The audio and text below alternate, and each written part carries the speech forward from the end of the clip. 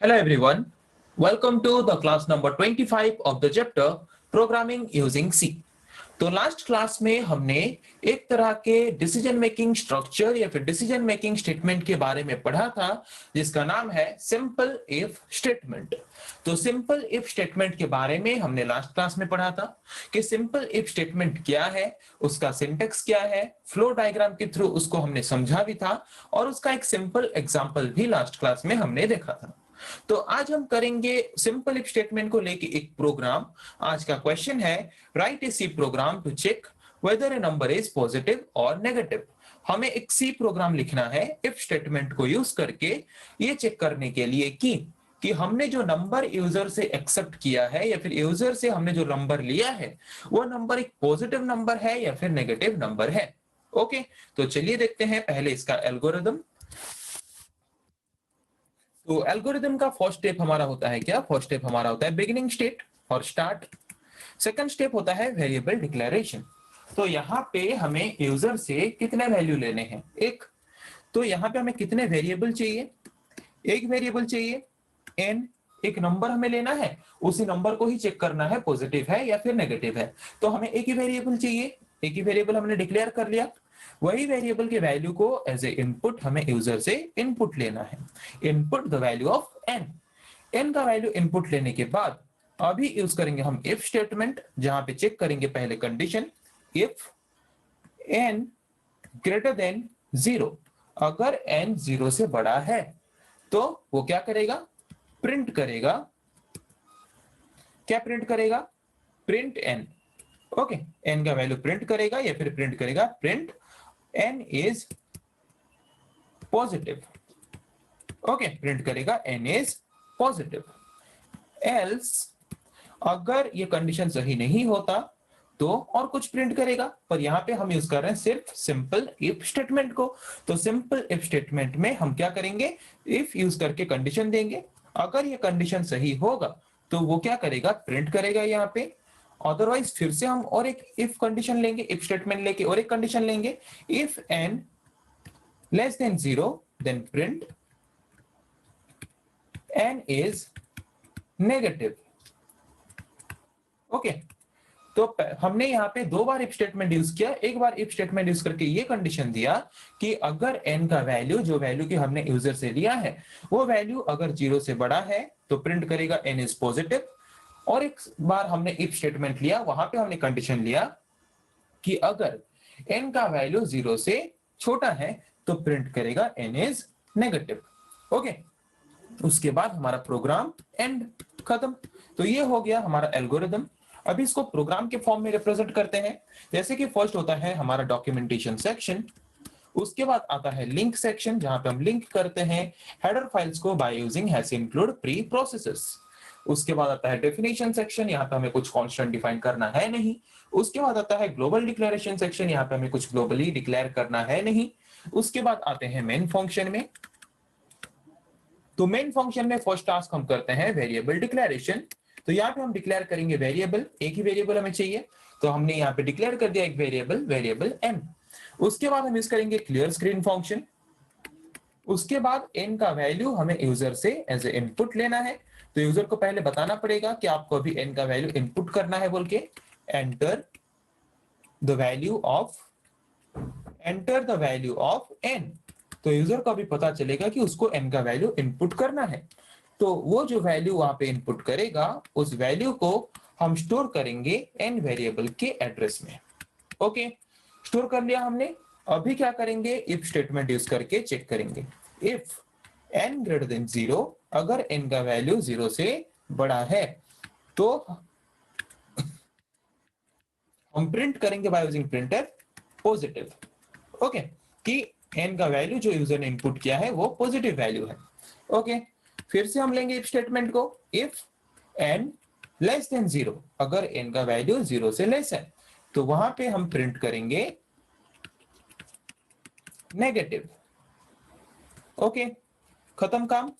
उसके बाद हम यहाँ पे क्या करेंगे? यहाँ पे काम खत्म। गेट ch फंक्शन को लेंगे। गेट ch फंक्शन को लेने के बाद मेन फंक्शन को क्लोज, खत्म प्रोग्राम।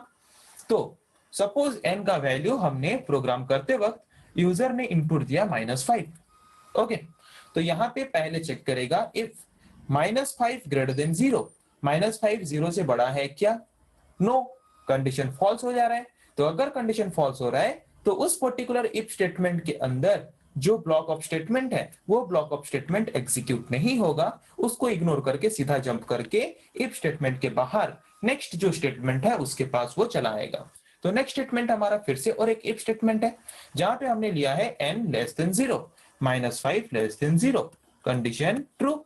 तो कंडीशन अगर ट्रू है तो उस पर्टिकुलर इफ स्टेटमेंट के अंदर जो ब्लॉक ऑफ स्टेटमेंट है उस ब्लॉक ऑफ स्टेटमेंट को एग्जीक्यूट करेगा। क्या है ब्लॉक ऑफ स्टेटमेंट?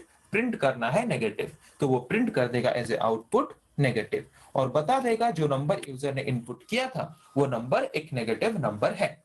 ओके, तो चलिए अभी इसको प्रैक्टिकली करके देखते हैं और ज्यादा आसान तरीके से समझने के लिए। जैसे कि कोई भी प्रोग्राम सी का हम शुरू करते हैं डॉक्यूमेंटेशन सेक्शन से, तो हमारा प्रोग्राम आज का क्या है? पॉजिटिव और नेगेटिव। ओके, ये फाइंड करना है। Write a C program to check whether a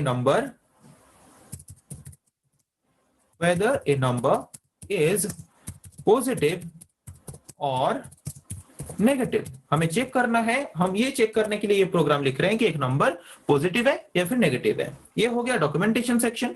उसके बाद hash include preprocessor use करके हम लिंक सेक्शन में लिंक करेंगे हेडर फाइल्स को, जैसे कि stdio header file, and then link करेंगे को new header file. Okay, header files link हो गए। अभी डेफिनेशन सेक्शन का काम है नहीं, ग्लोबल डिक्लेरेशन सेक्शन का काम है नहीं, अभी आएंगे मेन फंक्शन में। ओके, मेन फंक्शन का फर्स्ट काम है वेरिएबल डिक्लेरेशन। हम यहाँ पे डिक्लेयर किए एक वेरिएबल, हमें एक ही वेरिएबल चाहिए था। उसके बाद यूज करेंगे क्लियर स्क्रीन फंक्शन। उसके बाद यूजर को बताएंगे अभी कि आपको अभी n का वैल्यू इनपुट करना है। Enter the value of n का वैल्यू इनपुट करो। ओके, जो वैल्यू यूजर इनपुट करेगा वो वैल्यू अभी जाके स्टोर कहां पे होगा? n वेरिएबल के एड्रेस में जाके स्टोर हो जाएगा। ओके, स्टोर हो गया। उसके बाद अभी हमें क्या करना है? यूजर से वैल्यू तो हमने ले लिया, अभी हम चेक करेंगे इफ n जो वैल्यू यूजर ने इनपुट किया है वो अगर 0 से ग्रेटर है, 0 से अगर बड़ा है, तो वहां पे हमारा ब्लॉक ऑफ स्टेटमेंट क्या होगा? Printf %d is positive. Okay, तो %d के जगह पे हम कौन सा वैल्यू दिखाएंगे? n का वैल्यू दिखाएंगे।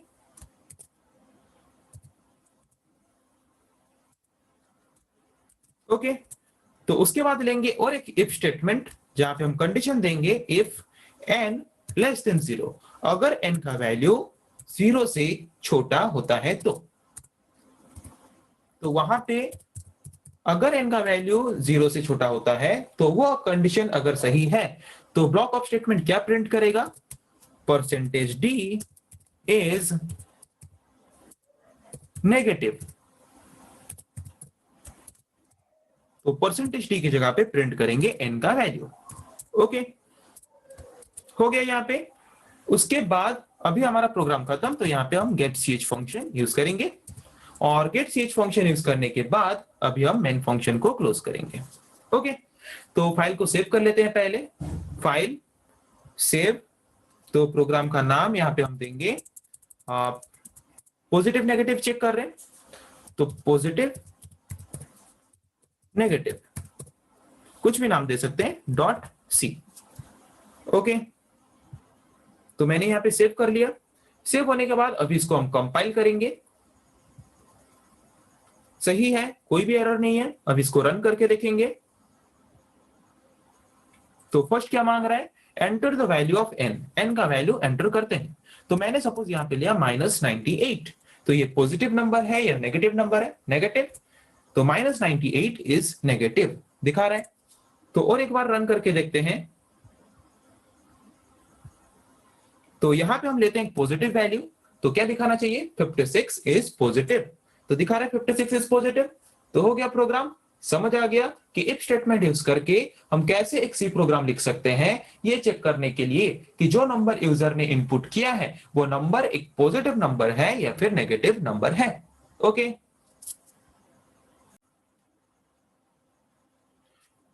तो आज हमने एक प्रोग्राम किया इफ स्टेटमेंट को यूज करके। कौन सा प्रोग्राम?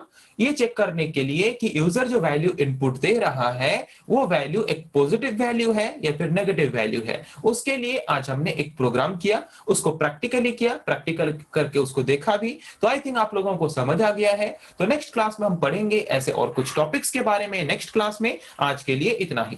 Thank you.